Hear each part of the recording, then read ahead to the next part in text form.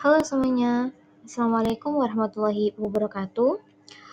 Bertemu dengan saya, Nia Nadifatul Ula, dengan NIM 231101104023 dari program studi PGMI Universitas Islam Negeri Kiai Haji Ahmad Siddiq Jember.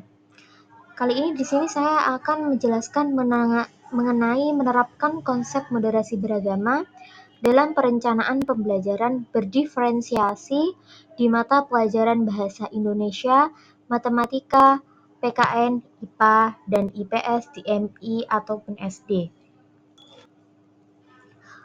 Yang pertama yaitu perencanaan pembelajaran. Dalam KBBI, secara etimologis, belajar memiliki arti berusaha memperoleh kepandaian atau ilmu. Perencanaan pembelajaran atau disebut juga desain instruksional merupakan kegiatan organisasi instruksional. Yang dimaksud dengan organisasi instruksional sendiri itu adalah perencanaan pembelajaran, mengkoordinasikan komponen-komponen pembelajaran atau disebut juga dengan desain instruksional. Komponen organisasi instruksional sendiri seperti tujuan pembelajaran, materi pembelajaran, metode pembelajaran, langkah-langkah pembelajaran, sumber belajar yang digunakan, serta evaluasi pembelajaran. Nah, selanjutnya yaitu cara menguasai konsep dasar. Menguasai konsep dasar belajar adalah kunci untuk menjadi pelajar yang efektif dan mencapai hasil belajar yang optimal. Nah, berikut ini ada beberapa cara menguasai konsep dasar belajar. Yang pertama, kita bisa memahami gaya belajar Anda. Kita harus memahami gaya belajar diri kita sendiri.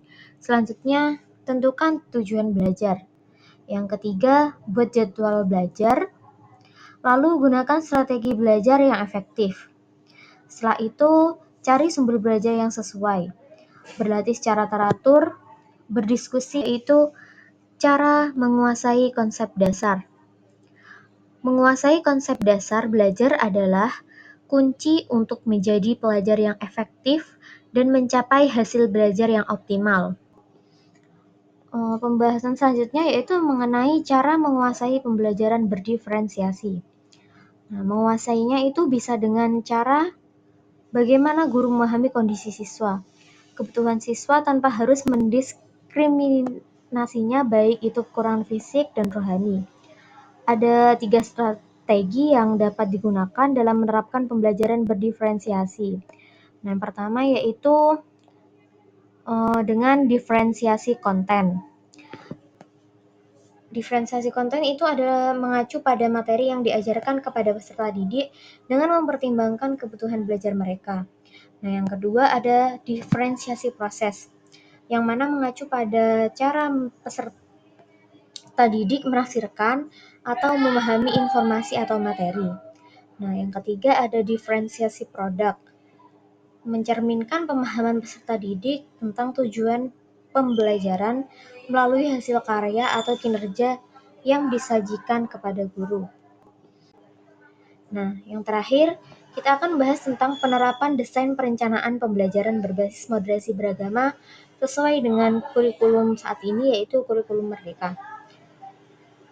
Moderasi beragama harus dipahami sebagai sikap beragama yang seimbang antara pengalaman agama sendiri dan penghormatan kepada praktik beragama orang lain yang berbeda keyakinan. Nah, dengan ini tuh tentu perlu ada ukuran, batasan, dan indikator untuk sikap menentukan apakah sebuah cara pandang, sikap, dan perilaku agama tertentu itu tergolong moderat ataupun ekstrim.